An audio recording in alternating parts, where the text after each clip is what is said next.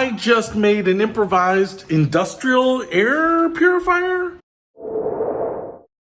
And I want to tell you that I use one of those room humidifiers, and apparently they put out dust because the minerals, they kind of fall out of that mist and then they create this dust, and I have allergies and I wasn't sleeping well. And then a guy told me that he had the same problem, but what he got was like an industrial air purifier, and that worked really well. Now, I have air purifiers around here. I have a big LG Aero Tower downstairs and I love it because it helps me breathe down there, but I don't really have one for my room. And then I was looking online at industrial air purifiers, and they're expensive, like a few $100. So I decided to make my own, and I want to show you what's happened here over the last 12 hours. All right, so what I did here is I bought this Pelonis 20-inch box fan, and I've got it plugged in here. It's got a little dial here. It's got 3 settings. It's pretty straightforward, right? I've actually got it on the lowest setting, and it's blowing out kind of cool air like that. Now, there's an Amazon Basics model that looks almost exactly the same. I think they might be manufactured in the same place, but what I also did is I bought